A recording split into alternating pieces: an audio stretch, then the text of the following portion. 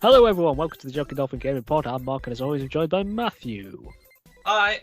And Nathan. And as always, I am Nathan. Yeah, I guess you are. Are you? I think I am. Oh, wait, anyway. Yeah, all good. Apart from the football result this weekend, but I think the same can be said for the football result. all of us. Yeah, the one that matters. Yeah.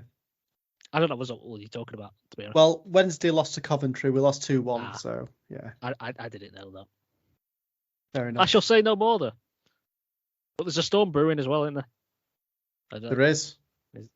Are you hearing it outside? It's picked up in the last hour. It's horrible. Stop. Isha? What's it called? Isha, I think. Isha. I think the last storm we it's had. a little bit warmer, to be honest. I'm not freezing, so I'll take that. Yeah, that's true. With 9 degrees when I woke up this morning. Like, Scorpio was t-shirt weather this. It was 11 degrees in the afternoon. Like, we're in double digits. What's happening? That's it. Having to turn heating on. Martin Lewis will be proud. Okay, shall we head into the news then? Yes. Okay, shall we kick off with Xbox had a developer direct. Yes, we did. 2024. Showcasing their upcoming games for this coming year. Mm-hmm. Yeah. At least some of them anyway. Yeah. Yeah, and they started off with Obsidian, who showed off their new fantasy RPG, Avowed. We did see a bit of this a while ago. And I have to say, it looked a bit different from what they showed off here. And I think for the better. Because there was a lot of bow and arrow stuff, I remember, when they showed it previously. Yeah, which I'm sure still exists. Yeah, well, there are melee weapons still. But yeah. I think for this one, it showed off more the magic side of things, which I quite enjoyed. As the resident Harry Potter fan, I'm sure you loved all the wand action. I did, yeah. I was like, I saw the wand get whipped out, and they're like, "Oh, it's just like Harry Potter Legacy, Hogwarts Legacy, even." And so I thought this looks cool. That's the word. And what's more, you can dual wield wands as well, so you can do twice as much damage. Yeah. Yes, this is set in a place called the Living Lands. They keep referring it to. And you are tasked to try and stop a spiritual plague, whatever that means. Yeah, from what I can see, the plague, it was just a rock with a rock. Well, not a rock. Not the rock. With like little light twines infecting things or people. Quite strange, but. What was your view on the combat then? I was in two minds about it. I thought it looked pretty cool. Switching between magic and guns and... In concept, yeah, I agree that's cool. But I didn't think it looked that great, if I'm honest. I thought there was something a bit iffy with the combat. Particularly when it came to, like, swords. Did it not remind you of stuff like Skyrim? Well, Skyrim's combat is a bit dated. And this looks a bit dated. That's true. I have to say. It's like they swung the swords and it just like, when it hit something, it just like went absolutely still. It felt like there was no weight behind it, in my view, in some of the combat aspects. And the ones just looked a bit, I don't know, there was no... Yeah, that's what you're supposed to do. There's no vim or vigor behind it. It was like, I don't know, I can't really describe it. It just looks a bit stilted. If that's a word. Well, it's a good thing it isn't a AAA game, then, is it? Janky. A bit. I think it in theory, I think it could be good. I mean, I like the idea that you can change your loadouts, can't you? Yeah. You could dual wield your wands. You could have a wand and a gun. You could have a sword and a shield. All this kind of stuff. A mix and match. Yeah. I think an axe was in there somewhere as well. I like that in theory, but I think they might need to do something with the combat a bit more. It just looks a bit dodge to me. But maybe that's just me. I don't know. Maybe. I feel Obsidian's always had that kind of notoriety for like when they do first person combat stuff. It does look a little not smooth, shall we say. So I think there might have been something similar for the Outer World as well. I think there's some first-person stuff in that melee that was a bit hit and miss. But I think the thing with Obsidian though is the storytelling is normally quite top-notch. Yeah, I'd agree with that. What do you think of some of the creature designs? Cool. A bit stereotypically fantasy. Like there's a lot of like lizard people that you fought. Actually, it's quite focused on lizard people. This kind of bit. You didn't really see a lot of variety until they did a bit of a montage towards the end. We'll say my phobia didn't hit too much towards the end when we saw it, so I might be okay with this. Well, there was a game a bit later on where I thought it might trigger you a bit, but we'll get to that. Just a little bit. But speaking of the storytelling, they did go through one of the side missions, didn't they? Yeah, so was it a band of soldiers that have sort of survived this kind of battle? You find a body, don't you? You find like a body of one of them, and then you interrogate one who seems to be kind of on his way out, so to speak, and then you kind of find another one who seems to be kind of perfectly fine and dandy, and a little bit questionable of like, where did you what have you been doing? Yeah, I like the idea that it was kind of like, okay, if like, two possible kind of outcomes in this, either you kind of believe him, like the story that he's given you, and you hand over these what was it, medals, badges, something like that. I said badges, don't know where that's come from. Not badges, but badges.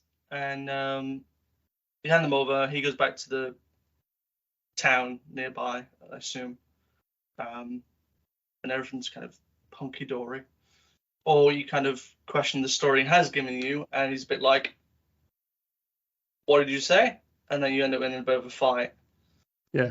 And I presume you might end up killing him, which then could actually also affect the town nearby as well. Like, depending on what happens, the town will have an adverse effect to you in a sense of like what really happened and how they react to you if you did kill this guy.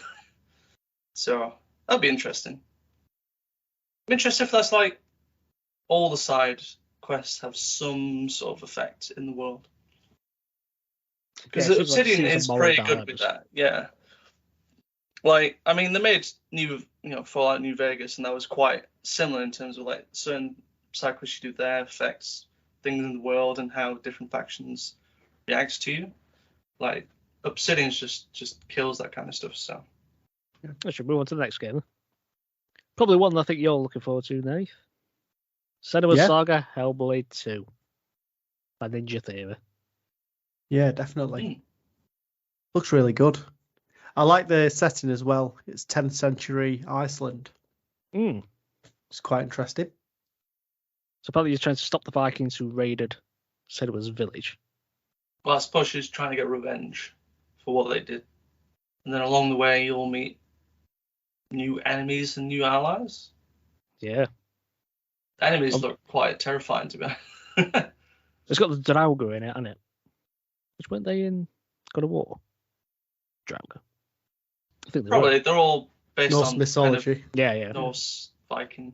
Because apparently some settlements have been taken over by these Draugr.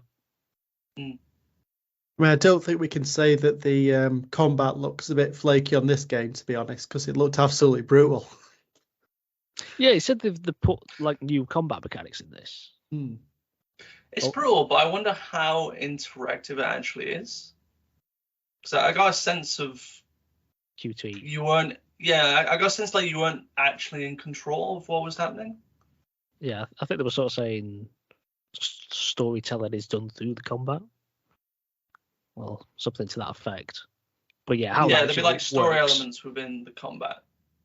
From what I've played at first one, in terms of the way that the combat works, it's a bit half and half. So you can like go down and do slashes to the leg, but finishers like stabbing someone through the head to finish them off, for example, that's more of the game takes over and does that bit kind of thing, rather than you actually actively doing something to create that situation. I mean, it's perfectly fine for like the game that it is purely kind of adventure exploring / kind of a mystery story first than combat, which is fine. Like the combat doesn't need to be like, I don't know, Batman Arkham games, you know. Yeah, I don't think that's really the story it's trying to tell, is it? So, No. yeah. But because obviously the key in the first game was the voices that anyone could hear, and they used what they called binaural voices. So if you're wearing headphones, you know, you could hear it surrounding you, that kind of thing. Yeah. But now they've said they've implemented binaural music to that as well. I have to say, I did like the behind the scenes footage of them recording the voices. Do you see it? They had like this foam head microphone with headsets on it, and two people just walking around it, whispering into it. Yeah. That's pretty cool. Yeah. Yeah. One thing that I quite liked in like the behind the scenes stuff. So they got this professor involved, Paul Fletcher, and they got other people that have experienced psychosis to try and get their perspective on what it's actually like, so that they can portray it as closely as to what it is as possible. So I thought that was quite interesting. Yeah, because it's in Cambridge, isn't it? Yeah. They're based it's from the UK. Cambridge, Yeah. And that releases on May the 22nd, I believe. 21st. 21st? Near enough. We'll go Close with enough. that. Actually, it says I've wrote down May 22nd. And then after that, they stuck in another developer, didn't they? They did, yeah. Where did these come from? Yeah, so Square Enix popped in there with Visions of Mana. Now, I have to say, I don't really know much about these games. Anybody ever played any? I remember playing the original. I think it was called Secret of Mana or something along that kind of line. But that was very kind of followed the traditional Square Enix JRPG at the time, where it was kind of just it was turn-based.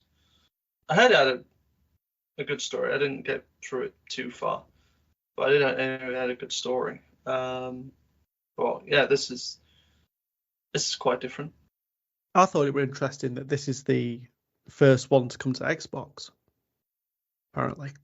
Yeah, because there's been a long line of games. I know that as much. Yeah. Yeah, well, there's been like Trials of Mana as well. There've been 17 titles in total over 30 years, so a lot of pedigree there. I can't even know about two. I don't know where the other 15s come from. Was it like one of the monster designers? Some of the designer characters in it has been there since the very beginning. Not a bad gig, I guess. I know, that's it. I mean, one of the things that I found interesting, because he had a part where he talks about kind of his process of creating these creatures. And he was able to bring things to life from elementary school that he had in his mind. So he's still plucking them out. So, yeah. I mean, the creatures looked a bit, I don't want to say like generic RPG and cutesy, because some of them did have kind of some frightening elements to them, but I don't know, like maybe because I'm I'm not obviously used to playing Monster Hunter, unlike Matt, but I expect something a bit more frightening. There is one thing that I did like though. So there are creatures you can use to ride on, and they have this Yorkshire Terrier like dog thing. I mean, it didn't look too much like a Yorkie, but they mentioned it. So, representing. That reminds me of one that was in Pokemon Sun and Moon. There was like a similar type Pokemon. There was like almost like a Yorkshire Terrier that you could ride. Oh yeah, because that were on one of the trials, weren't it? I think. Yeah, I remember that. It looks decent. Maybe I'll get around to it at some point. I like the idea that it's real-time kind of combat as well. I think Square's really, since maybe Final Fantasy 15, they've really lent into this kind of real-time combat with RPG elements kind of tacked on afterwards. So that's new at least. It's not, if you don't like your turn-based stuff, then if you ever want to give an anime game a try, this might not be a bad one. Yeah. Plus, you don't get all the same cutscenes and stuff going in and out of battles, which can get quite repetitive. Apparently, they've done over 100 new tracks for this game as well, so they've like really worked on the music side of things. How Not many? totally 100. 100, yeah. That's rookie numbers when you compare it to a Final Fantasy game. Actually, just talking about this, do you know at the start of each of these mini presentations that we got from each of these developers, Yeah. all their offices look so cool. They do look Like they had like efficient. hammocks Yeah, and there was like some of pictures those. everywhere, and I was Yeah. like, I want to work here. No wonder so many people want to work in the games industry. There was some of those I was going to mention with these developer directs that I do like that there's an actual focus on the developer. It's not just all about the game. Yeah. I do like that. There's some of that I really like about these. And I hope they continue to sort of do more of them rather than once a year. Yeah, never see it during the times of crunch, do you? Yeah. In the background, you see somebody sleeping under the desk. Yeah. Well, I mean, there was that guy in the background for the next game who just popped in, was like getting a drink. The guy was like, Hi Dan. That's Dan. We started in his basement. Okay. So this game is Aura. How do you pronounce it? Aura. Aura. One of them. History Untold. Let's call it History Untold. That's all we need. Aura History Untold, I think. This is by Oxide. So this is a homage to like historical and strategy games and what they called 4X games. Yeah. That threw me off because when I think of 4X, I think of foreign exchange. So every time they said it, that's what we're going to. Like, what are they talking about? Your mind. So this is sort of like a, Civilization, that kind of thing.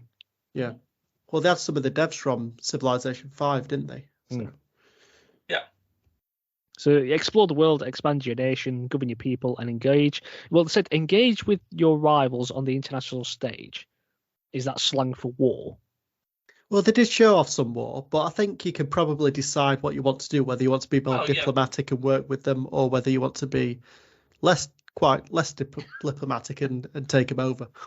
Which way would you go, Nathan? I'd go down the diplomatic route to then lull them into a false sense of security while I build my army and then take them over. The Trojan horse method. Yes. So basically you just kind of rule. Well, rule might be a strong word, but rule your nation. And it's just about the slave nation. Oh god. Yeah. So in your world is like procedurally generated. So you have procedurally generated land, and then you build your empire, shall we say, on that land. City. You don't build your empire, just a city. Just a nice little city. It grows. Well, I would anyway, while Nathan just engulfs me around. So. No, I struggle to understand how this game actually works because it kept talking about other players. Yeah. So you're going to be put into a lobby with other, Or is that like just other AI building nations around yours? I couldn't work it out. I would assume it's probably a bit of both. I would imagine it's not just an online game. So I imagine there would be like a single player play against the AI players sort of thing. Yeah. Or at least if like any of those games that I've played before has ever been like that, then it's online or AI. So they mentioned something called the prestige system, which is where players compete against rivals to create the most impressive, influential, and successful nation. And then you have this measure of prestige. You can decide what type of leader you want to be. So you can do like, pursuing art and culture. Mm-hmm. I think that's what I'd do. Or scientific advancement. Or might of your military. Probably Nathan's way. Yep. Yeah, I'd probably go down the technology route, to be honest. I did like the art one though. Like basically, I think they showed the example of building a pyramid, and then that lasting throughout the ages to exert your influence in a way. Yes, I think this is what they call triumphs, wasn't it? Where you could put real world monuments and things like that into it. Yeah. So as you said, the Pyramid of Giza, and I'm sure there's other ones as well that I couldn't name you. I think I kept on seeing the Eiffel Tower a lot. Oh yeah, Eiffel Tower was in there. I think I can't remember, I forgot the name of it. The cathedral in Barcelona. I think that was in there as well. I can't remember what it's called now. I mean, if it's anything like Civilization, it's probably like all the wonders of the world and all the big monuments that you normally see. Yes. So that apparently they can be quite difficult to build though. But I hope so. they apply prestige bonuses and game-changing abilities. Crafting as well, because of course we're gonna have crafting, aren't we? That's games nowadays. Otherwise you can't build anything. So so you've got to hone your natural resources and harvest them. Create goods and components that you trade. I assume with the other nations around you, presumably. And create weapons. That's what you got to do. Build those weapons up. Here's Nathan's bit. Now, making a nuke in 15th century or something. oh yeah. Yeah, you're on nuclear weapons. Everyone's selling like bows and arrows. And I mentioned leaders, right? That you could choose leaders. So I'm a bit confused about it because I thought you were supposed to be the leader, or is it you're choosing a ruler of your nation? I think that's it. Yeah. Because when you choose your leader, they have a certain perk to them that you can use. Yeah. Each ruler from different civilizations you can choose, and you get perks, bonuses, and that kind of stuff that favors them, which you might want to lean on to how you want to build your nation. It is pretty much like Civilization. That's bang on what happens there as well. Yeah, because it did look like they had like military personnel and some like philosophers and that kind of thing. Yeah, thing. they had Confucius in there, so yeah. Yeah, Genghis Khan as well, I think. Showed up. That's Nathan. Well, he did have over 1,000 children, so I'll take it. Joan of Arc as well. I think she was there. Well, it's been a while since I've got into one of these sorts of strategy games. In fact, it's a while since I've got into any strategy game, to be honest. I keep buying them, but I don't play it. It's like back in the day, there's a Bullfrog. They were like one of my favorite. They were the big ones, yeah. Yeah, one of my favorite genres of games when I was younger was strategy. And I don't play as much as I used to now. I think the last strategy game I really played was Jurassic World Evolution 2. Oh yeah, which I do like. So, something like this, a city world builder. I'd like to get back into that. I'm just a bit worried about how this competing against other people thing is. Well, plus they said you didn't have to wait for your turn. In effect, you could just keep going to not slow the game down. Wasn't it? It was a simultaneous turns. Yeah, I don't really understand what the end goal is there though. What are we competing against? Other nations. Yeah, but to do what? To be the most prestigious. Yeah, that's it. Is it just whoever can build their army up quick enough? I think that's what we're getting at, isn't it? It's an arms race. Well, not necessarily army. Like that's what it's going to be. Like I say, from my experience playing Civilization 5, there was at that time there was 3 ways of being able to win the game. So it was either through military might, you've dominated every nation, wiped them off the board, you win. There was the cultural one, which I forget how you meant to win that one, because that was the one that I never really went down that route. It was kind of just like... Not a man of culture, I see. No, not really. I was more of a man of science, which was kind of the last one, where you had to essentially build each kind of rocket part and be the first one to kind of basically get like your civilization into the stars. Oh, okay. So interesting. So you could use that to put a satellite up there to rain nukes down on your enemies. No, stop that. No, that might have been Civilization 6. I've not played that one. But no, I quite like the sound of it. Every time I see a game like this, I do like the sound of it, but I've never ever got into a Civilization game or a game like this before. And I always say to myself, this is going to be the one, but it never is. Did you ever play Age of Empires? No. I quite like that. Yeah. Do you know what? If you've still got your, I don't know if they poured this up from the Xbox 360. So if they didn't, if you still have a 360, I would recommend the Civilization Revolution game, because that was like a more simplified version of Civilization. That was like the first one I played. I really liked it. So if you ever can get into that, enjoy it, then you might be able to like progress up into the main games and see how you get into it. Yeah, it's a good shout. I might give that a go. I tell a lie. I think I did play, in air quotes, like a sim game, but it was Sim City on the Super Nintendo. Ooh, good game. classic. And I put the wrong resources in, and basically the populace got really annoyed. And I was like, I've given you jobs, I've given you really fast highways. What more do you want? Exactly, literally. So they got really disgruntled, and I ended up turning all the natural disasters on, like earthquakes and tornadoes, and pretty much just leveled the city. And then I switched it off. Start again. That was my last experience with a game like that. So we'll see. Maybe you shouldn't play one of these games again. Yeah, maybe. But yeah, we'll see. So that's out in autumn 2024. Oh, then at last, something I'll be looking forward to seeing for ages since it was first announced. So finally, it's here. Machine Games' announcement of Indiana Jones and the Great Circle. So the rumor was right. Yes. That is what it's called. So this came from the mind of Todd Howard, apparently. Oh, of course. Yeah. Well, everything comes from top. I don't know. I don't know what to think about that. But anyway. But yeah, so when obviously it was announced that Machine Games was doing an Indiana Jones game, the first thing obviously I thought was, well, Machine Games, they do a lot of first person stuff. So is this going to be a first person Indiana Jones game? And it turns out, yes, it is. For the most part.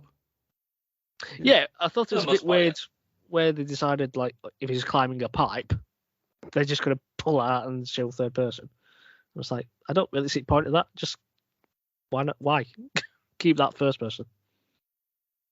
That just seemed a bit dodgy to me. I mean, if they do anything, I was almost about to say if they do anything Uncharted-esque, but I'm like, that doesn't sound right. With this, I mean, one copied the other, but one's doing a bit better than the other now. So, if they do anything that kind of, do you remember from the first Uncharted where they did like a rope swing that you had to climb? Oh yeah. If they had elements like that, I think it would be better. Like, I think it would be quite actually really weird doing that in first person. No, do it. Doing like the wall climbing stuff. Got to jump across, get on the rope, and jump off at the right time while you swing it. It'll just be like Horizon Call the Mountain, but just on a TV screen rather than VR. If you're climbing. So I like that they're using Harrison Ford's likeness. That's good. Yeah, I noticed that. Yeah, it did look good. Yeah. I was a bit worried that they're going to have generic indie face or something like that. And it was a good voice as well. And guess who it turns out that is? Ooh, who is it? It's Troy Baker. Is it? Oh, wow. Yeah. Okay. It was a good voice. It was quite good. When I heard it, I thought, that's actually pretty good. To be fair, I'm kind of happy they didn't get Harrison Ford in, because it's going to be weird having like old man Harrison Ford on a young looking indie. Yeah. You know what I mean? It wouldn't quite work. His voice would sound different. No, yeah. I like how they had the character Marcus Brody in there. Although sadly the actor who plays him died quite a long time ago. But I'm glad that as a character he's in it. I'd like to see the character of Salah in there with John Rhys Davis, the guy who was the Fez. Oh yeah. Yeah. I want him to show up in there. So it's all about investigating sites of spiritual significance. It's talking about the how all these areas are located around the world that create a circle, hence the Great Circle. All right, I'll let it off. Now, what do we think about the combat? I quite like the look of this. I thought it looked pretty cool. Definitely whipping people. Yeah, I want to know the nuances of that, because it was like one way wrapped it around his neck or something, pulled him towards him. That way you could like trip him up. I think it would depend on where you aim with the whip. Yeah. There were certain instances where it was whipping at the leg and it was just pulling him and tripping him. They showed that in the motion capture. That looked pretty cool. Well, like they've got like stealth elements as well. There's bits where he was creeping around a mine. Yeah.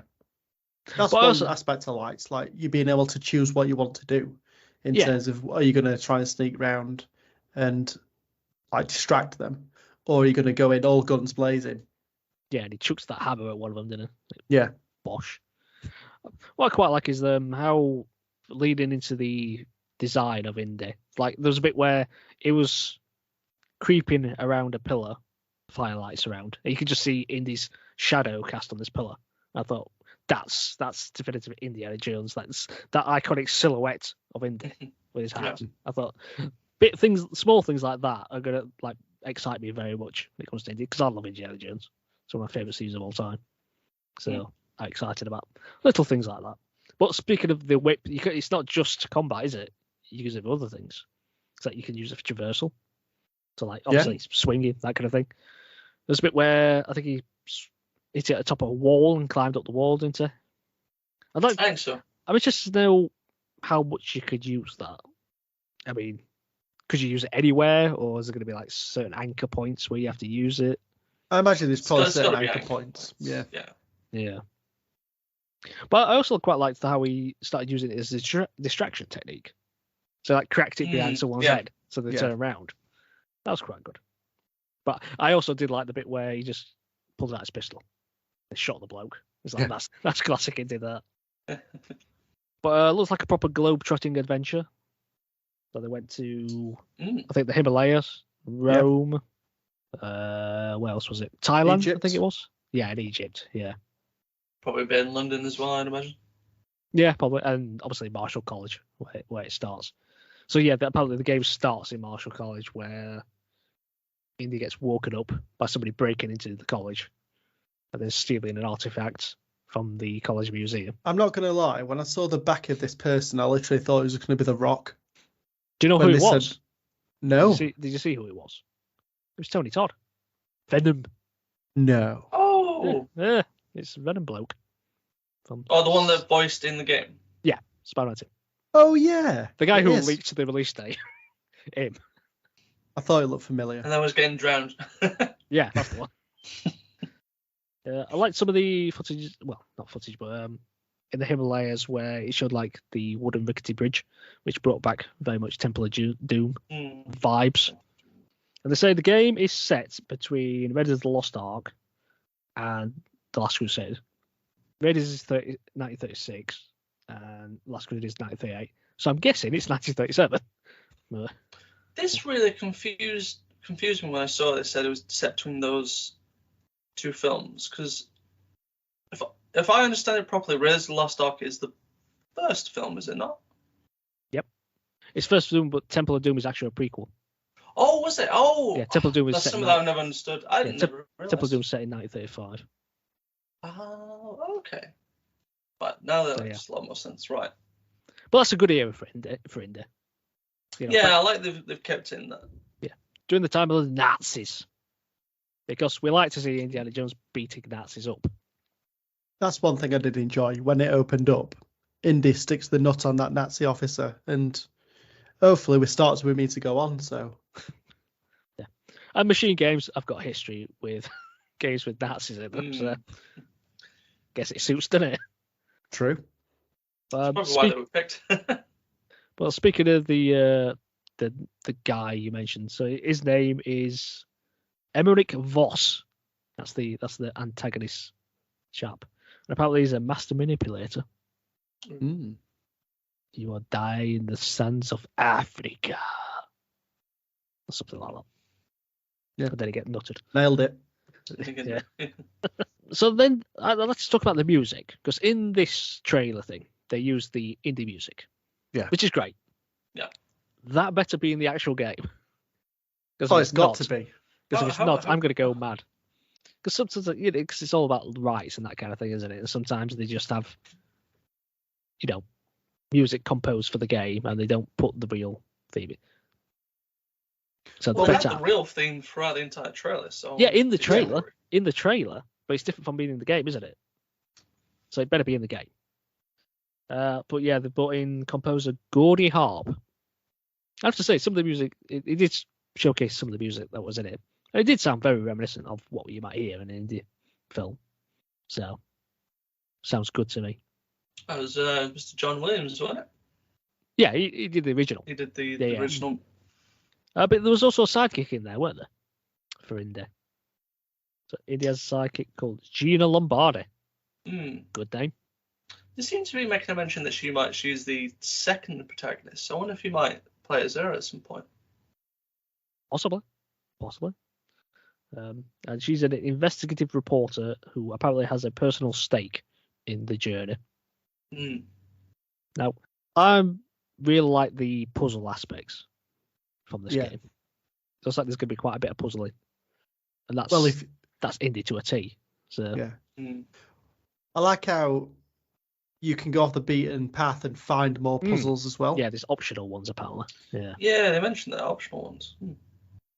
I'd be interested to know what the reward for doing that is. That's what I was thinking. Like, what are they going to be related to? Probably getting some sort of artifact. You want an actual platinum trophy? That's what you find. Well, actually, no, you won't. It's Xbox, isn't it? So you won't find a platinum trophy. Yeah, you'll get an Unless achievement. it's just very ironic. With 200 games score. Look what you can have, but they can't. Yeah.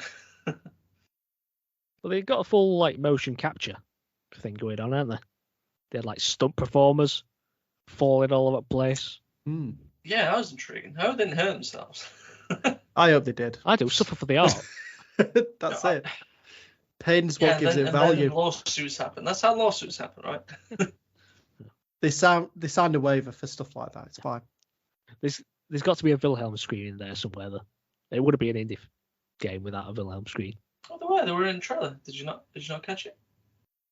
No, I didn't notice it in the trailer. Did you not? It was after when Indy picks up the ham and throws it, and he pulls the guard off the bridge that's above him. Nah. Go back and listen to it. It was the Wilhelm screen. Well, that's satisfied my curiosity. That's it. I'm glad it's in there. Because I think that's been in every indie film. Well, it's been a lot. That's been in every film. It's not even India, is it? I like how we picked up a shovel as well and hit some guy in the nuts, and then clobbered him around the head. That's classic. I'm actually kind of glad that they went with the first person thing, because it kind of sets it apart from the likes of Uncharted. Because I think that was a worry. I think is this just going to be Uncharted with a hat and a whip, which wouldn't be a bad thing, but I like that it's a bit different. I think that's what everyone. I think everyone wanted that, but then also kind of didn't want that. It's it needs to be its own thing. Yeah, it does. So. I think it looks really good. I can't wait for it. I like the look of it as well. I mean, I'm not a massive Indiana Jones fan. I've actually never seen any of the films before, but it does look good. Oh wow! I like the things where he's going around the catacombs with just his lighter.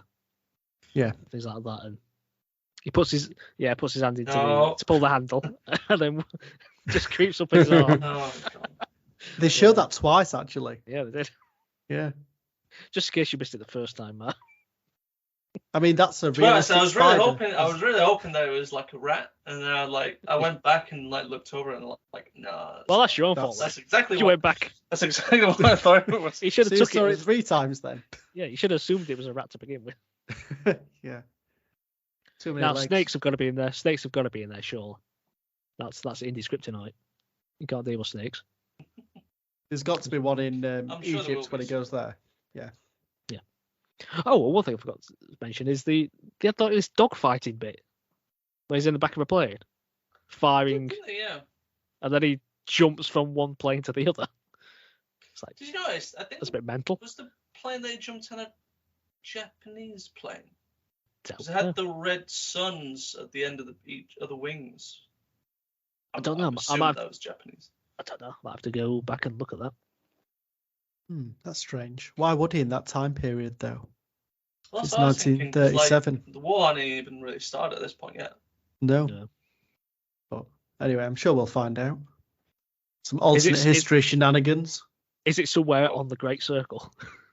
Somewhere in Uh, Japan? I don't know. Probably. But no, but it comes out this year. Don't know when, but sometime this year. And I can't wait. Looks really good. And that's the developer direct of Xbox. Is that going to be an exclusive for Xbox? It is. Yeah. Which has All upset, of these are which exclusive. has upset my brother a lot because he loves Indiana Jones, but he doesn't have an Xbox. Ah. and he's Neither do I. he's really sad about it. Maybe he can get himself one for Christmas or something. Yeah. I think he should get one. Get Xbox just to play it. Just play indie, that's it. Yeah. And then just sell it afterwards. That's something. That's something I'd That's do. not good an advert for Xbox. Yeah. So after that, have we got any other business? We do. We've got quite a bit in business on the UK side of stuff. I'm sure we've all had a visit over to the game shop if you live in the UK. Yeah. It's been around for years. Once or twice. It's called Game. It's not just a random game shop. Just Yeah, true. so Yeah. everybody's aware. I know. I still really call it over the game shop. I'm sure we've all traded in some stuff here and there just to pop some few quid off another game that we want to buy, or maybe that's just me. I've not. You're not? Oh, okay. No. I'm a hoarder, so I just keep everything. You just keep everything. Yeah. Well, there was a period in my life around university where I was kind of like, once I played a game, that's it, I got to trade it in for the next big thing that I want to play. But reportedly, to Eurogamer, you won't be able to do that anymore pretty soon. So it looks as though Game is going to end its trade-in service next month, which... Oof. Did they give a reason? I don't think they have. Again, it's reportedly they're planning to do it, so it's not yet official. But supposedly, once this stops, any pre-owned stock they've got currently will continue to be sold until everything's gone. Might be some bargains to be had there. Yeah, I was going to say eventually. everything better be dirt cheap. Then. Well, maybe. It's just a bit like, I feel like that was their big thing. That was like a big thing for them. Pre-owned stuff. I don't think so as much anymore. I think over the last couple of years at least they've pivoted, because near our office there's a game, and there they do like loads of board games and plushies, and there's like a gaming section with like gaming PCs and slushes. So it might be that they're looking to kind of get rid of the pre-owned stock and expand that side of things a bit more. And to be honest, for trade-ins, most people go to CEX that I know at least. They don't really touch game.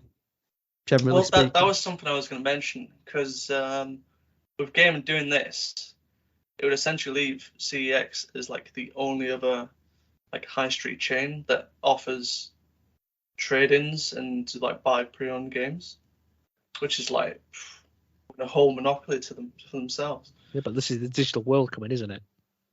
I believe it won't be long before CX closes. You think? If we keep pushing towards digital things, then yes, I think it's inevitable. At some point, maybe not in the near future, but I feel like as well though with Game, I always thought their like pre-owned section was always like inferior to CX. There was always like not as much of a discount for pre-owns when in game. The one thing I will give ones that I remember, it was pretty expensive still. They did have some good deals, like buy two get one free and stuff like that. So it could make it worth it. Yeah, I think there's some that they probably have over CX. I don't think CX really do that kind of stuff. But yeah, it's just a bit of a shock, really. I can see your point as well with Game. They do seem to be moving more to like a memorabilia / merchandise shop that also sells games. Yeah. So. Because even the one at Meadow Hall, they do like phones and stuff. It's not. Like, yeah, they do. Well, areas. They do technology now, don't they? It's not just games. So it's really like game in everything, but well, in kind of name only, really. Yeah, well, it feels like they're going in pretty much the same direction as GameStop in the US. Like they're absolutely dying, and I think it's probably going to be the same for Game. Like Mike Ashley might actually make the decision to get rid of him at some point and just go online only. I don't need another reason to hate the game blog. Because he's already got most of its stores linked to Sports Direct. Because it's probably not worth it to keep them open standalone, apart from maybe that one at Meadow Hall, but I don't know how much that sells. But yeah, it's going to go the way of Game Station, unfortunately. Well, Game Station got bought out by Game, didn't they? So. Oh, I thought they just folded. Oh, fair enough. No, Game gobbled them up. I remember because I used to shop at the Game Station in Meadow Hall. I used to have an account with them. And once news came out, I was devastated. I was like, oh, I'm gonna go to this rubbish place now. There was Electronics Boutique, weren't there? There was, yeah. Well, I then remember they there's also got- a shop. And then they got bought out by games. So if you're saying the So same everyone's just phones getting- now, they should have changed the name to Electronics Boutique and gone with that. Rather than gaming, just call themselves electronics. Yeah. It's just... You never know. The game might get bought out by Curry's or something in future. We buy any game. And I've got Games a silly are us. jingle in my head then. Oh, that's your fault. Yeah. I mean, it's always a shame when we get less choice into it, but fortunately, that's the way the world's going at the minute. No, we shouldn't accept it. I'm trying not to, Why? mate. I mean, the only reason I've not bought Palworld yet is because there's no physical version. I don't think there'll ever be a physical version of Palworld. Of course, they will. No, with some of the stuff that I've heard about that game. Why? What have you heard? It's Well- doing well, isn't it? It is doing well. I'll give it that. It's supposedly it's made 2 million sales within 24 hours. Well, it's up to 3 million now in 40 hours, and that were a day ago, so Ooh, might be closing on 4 million now. probably. I mean, I've heard some good stuff, and then I've heard the huge amount of we think this is just Pokemon stuff.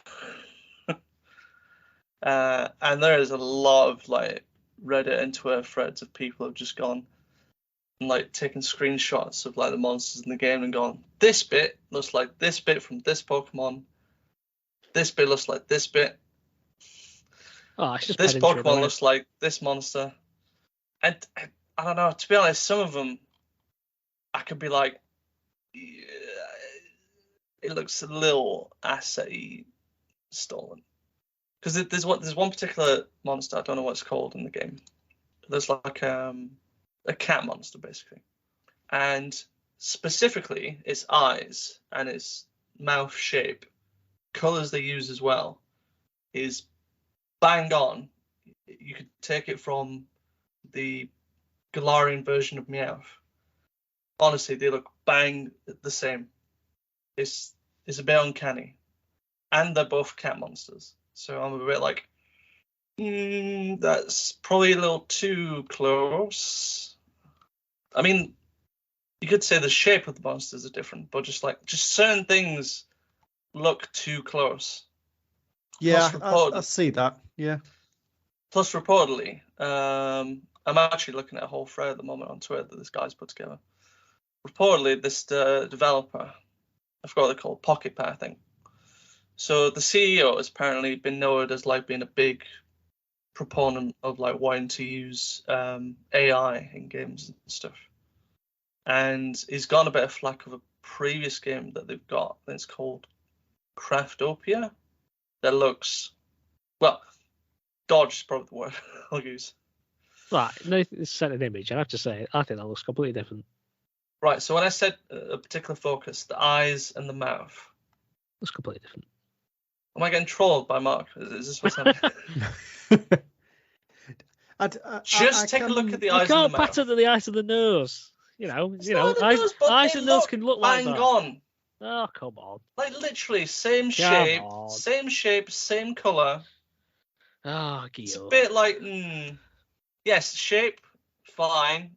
Everything else is fine, No. but just the eyes and mouth look Yeah. way too close to be. That's allowed. Everybody's allowed to have eyes and mouth. Yeah. Not in my world. I think when you look at all the creatures, you can break some of them down, and there's one that looks similar to Gyarados, for example, that swims around in the water. Yeah, there's one that looks like they've taken Cinderace, the third form of the fire rabbit, and like just made a grass form out of it. But like literally, like body shape and everything is like exactly the same. There's just certain aspects of each monster that seem to have like they've taken something from a particular Pokemon. It's not the whole thing, but they've got like one thing that just matches. That's a good enough difference then. Yeah, I mean, if it's only one or two aspects, then it's fine. It's not Look, as it's if got you've no ripped it off and whiskers, right? No whiskers. One's on 4 legs, one's on 2 legs. Yeah. One's got black lipstick on. Blacklist. Yes, they put a dark line around the Yeah. mouth, and yet the shape of the There you teeth go. are the same. The shape of the So- eyes are the same. And It's just a little. look, let the Nintendo lawyers sort this out. Well, they probably will. And Because if they'll be they've got a sharpening their case, knives then, if you know, they're. thing is, if they've got a case, then I think Palworld's in massive danger. I think Palworld's going to be just fine. They've got guns. Not in the real world. Imagine if Palworld wins the lawsuit. Ooh, That'd be amazing. that'd open it up to Yeah. goodness knows what. Palworld 2 with blatant rip-offs. More blatant. Yeah, no, we're not focused on Pokemon this time. No, we're going for Digimon. Well, I mean, we'll see. I mean, the numbers don't lie for it. I mean, apparently it's even hit the 5th highest peak in Steam history for current players. Mm. More players have played this than Cyberpunk, Elden Ring. I think people are just interested in it because of It's the Pokemon the playing. similarities. Yeah. But saying that, overall, the reviews are very positive on Steam. And I think there's nearly 30,000 of them. I'm not going to take Steam reviews serious, to be honest. I've seen too many Reddits of Steam reviews for games where some of them are just a bit like, you're not reviewing the game, but you're still giving it a 10 out of 10 for something. So why have neither of you played this yet then? I thought you loved your Pokemon things. Why are you not playing this? Well, I'm not playing it because there's not a physical release yet. Okay. I'm not playing it because it's not on PlayStation. Is it only on PC? PC and It's Xbox. PC and Xbox Game Pass. I don't have an Okay. Xbox. And I'm poor But- this month. But would you? If you could.